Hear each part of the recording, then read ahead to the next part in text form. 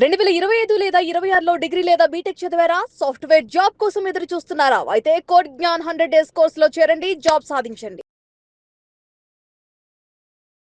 నమస్తే సాయిరామ్ గారు. నమస్తే అండి. చాలా మంది స్టూడెంట్స్ డిసప్పాయింట్ అయ్యేది ఎక్కడ అంటే మాకు ఆఫర్ లెటర్ కూడా వచ్చింది, బట్ అయినా సరే మమ్మల్ని తిరిగి మళ్ళీ హైర్ చేసుకోవట్లేదు, క్యాన్సిల్ అవుతూ ఉందని చెప్తున్నారు. ఈ రీజన్ ఏంటంటారు అసలు? అందరూ ఫేస్ చేస్తున్న ప్రాబ్లం అండి లాస్ట్ 3-4 ఇయర్స్ నుంచి. ఎస్పెషల్లీ ఫైనల్ ఇయర్స్ ఎవరైతే కాలేజ్లో ఉన్నారో వాళ్ళు ఎక్కువగా ఫేస్ చేస్తున్న ఇష్యూ అనమాట. ఇక్కడ ఎవరిది మిస్టేక్ లేదండి, అటు కంపెనీస్ మిస్టేక్ కాదు, కాలేజెస్ మిస్టేక్ కాదు. ఏంటి అన్నది రియాలిటీ చూస్తే కనుక వీళ్ళు 4-1లో ఉన్నప్పుడు కంపెనీస్ కాలేజెస్కి వెళ్ళి క్యాంపస్లో హైరింగ్ చేస్తాయి అనమాట. సో కంపెనీస్ ఒక ప్లాన్తో లైక్ ఓకే ఇంకో 6 months ఆర్ 8 monthsలో మనకి ఈ టైప్ ఆఫ్ ప్రాజెక్ట్ రాబోతుంది, డిస్కషన్ జరుగుతుంది, వస్తే మనకి ఇంతమంది కావాలి, సో దానికి తగ్గట్టు హైరింగ్ చేద్దామని చెప్పి కాలేజెస్కి వెళ్ళి హైర్ చేస్తాయి. అలా హైర్ చేసినప్పుడు రెగ్యులర్ టెస్ట్స్ అన్ని కండక్ట్ చేస్తారు, దాంట్లో బెస్ట్ పెర్ఫామ్ చేసిన వాళ్ళనే హైరింగ్ చేస్తారు, వీళ్ళకి ఆఫర్ లెటర్స్ ఇస్తారు సెలెక్ట్ అయినట్టు. కానీ 6 to 8 months గ్యాప్ ఉన్న టైంలో చాలా థింగ్స్ జరుగుతాయి. ఫర్ సపోజ్ రీసెంట్గా వచ్చిన వార్. సో వార్ వల్ల చాలా కంపెనీస్ ప్రాజెక్ట్స్ అన్ని హోల్డ్ అయిపోయినాయి అనమాట. అలా అవ్వటం వల్ల మనకి ఇక్కడ అనుకున్న ప్లాన్ ప్రకారం ప్రాజెక్ట్స్ రాలేదు, దానివల్ల వాళ్ళు హైరింగ్ చేసిన ఎవరికైతే ఆఫర్ లెటర్స్ ఇచ్చారో వాళ్ళకి జాయినింగ్ డేట్స్ ఇవ్వలేరు అనమాట. సో ఈ గ్యాప్ వచ్చినప్పుడు ఎవరం ఏమీ చేయలేం, అంటే ఒక కంపెనీ మీద డిపెండ్ అయ్యలేదు, టోటల్ గ్లోబల్లో జరిగే థింగ్స్ మీద డిపెండ్ అయింది. ఎందుకు ఈ ప్రాబ్లం అంటే ఇండియా అంతా కూడా మనం ఏవైతే మాట్లాడుకుంటున్నామో టాప్ కంపెనీస్ అని చెప్పి TCS, Wipro, Infosys, Cognizant, Accenture, వీళ్ళందరూ కూడా సర్వీస్ బేస్డ్ కంపెనీస్ అండి. అంటే బయట నుంచి ప్రాజెక్ట్స్ వస్తే అప్పుడు వీళ్ళు హైర్ చేసి ఆ ప్రాజెక్ట్స్ కంప్లీట్ చేస్తారు. ప్రొడక్ట్ బేస్డ్ కంపెనీస్ ఇండియాలో రఫ్లీ 25 to 30 కంపెనీస్ ఉంటాయండి.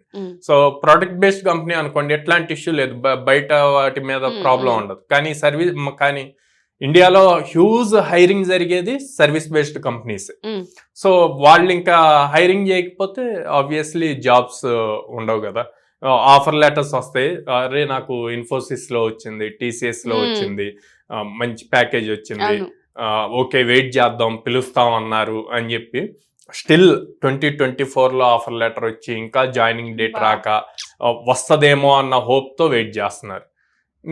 నేనేం సజెస్ట్ చేస్తా అంటే ఇప్పుడు ఎవరైతే ఫైనల్ ఇయర్లో ఉన్నారో లేదా ఆల్రెడీ ఆఫర్ లెటర్ వచ్చి ఇంకా జాయినింగ్ డేట్ లేక వెయిట్ చేస్తున్నారో, ఓకే జాయినింగ్ డేట్ వచ్చింది అనుకోండి వెళ్ళి జాయిన్ అవ్వండి. రాలేదు అంటే టైం వేస్ట్ చేయొద్దు, ఏదో ఒకటి అప్ స్కిల్ నేర్చుకోండి. ఎవరు ఇమ్మీడియట్ జాయినింగ్ డేట్ ఇస్తే దాంట్లో జాయిన్ అయిపోండి.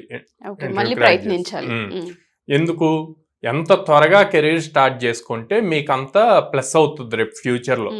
మీకు సాఫ్ట్వేర్ ఇండస్ట్రీలో 1 year of experience equal to 2.5 lakh to 3 lakh revenue అని మనీ.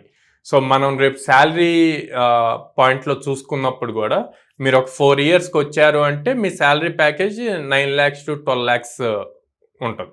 అలా ఉండాలి అంటే ముందు ఇక్కడ కెరీర్ స్టార్ట్ అవ్వాలి కదా. అట్లా కాకుండా ఆఫర్ లెటర్ వచ్చింది అసలు జాయినింగ్ డేట్ ఎప్పుడు వస్తుందో తెలియని దానికోసం వెయిట్ చేస్తూ ఉండే కన్నా మళ్ళీ అప్ స్కిల్ అయ్యి ఏదో ఒక ఇంటర్వ్యూ అటెంప్ట్ చేసి క్రాక్ చేసుకొని దాంట్లో జాయిన్ అవటం బెటర్ అని చెప్పి నేను సజెస్ట్ చేస్తాను. ఓకే, సో కొన్ని సందర్భాల్లో వచ్చిన ఆఫర్ లెటర్ కంపెనీస్ ఏవైతే ఉంటుంటాయో పిలిచే అవకాశం ఉండకపోవచ్చు అంటారా? అంటే బయట సిచ్యువేషన్ బట్టండి, కొన్ని 6 monthsలో పిలుస్తారు. నేనేమంటానంటే ఈ 6 months మీరు వెయిట్ చేసే బదులు ఓకే వేరే ఇంటర్వ్యూస్ మీరు క్రాక్ చేశారు లేదు తర్వాత, కానీ అప్ స్కిల్ అవ్వాలి కదా. టైం వేస్ట్ చేసుకోకుండా లేటెస్ట్ టెక్నాలజీస్ మీద అప్ స్కిల్ అయితే రేపొద్దున ఆ కంపెనీ పిలిచారు లోపలికి వెళ్ళంగానే మీరు ఏదైతే అప్ స్కిల్ అయ్యారో దాని మీదే ప్రాజెక్ట్ ఉందనుకోండి మీకు ఈజీ వర్క్ అవుతుంది కదా. సో టైం వేస్ట్ చేసుకోకుండా వాళ్ళు ప్రిపేర్డ్గా ఉండాలి దేనికైనా. సో కొన్నిసార్లు ఆఫర్ లెటర్ వచ్చినా ఆగడానికి గ్లోబల్ వైజ్గా జరిగే కారణాలు కూడా వీళ్ళ వరకు ఎఫెక్ట్ అయ్యే అవకాశం ఉంటుంది.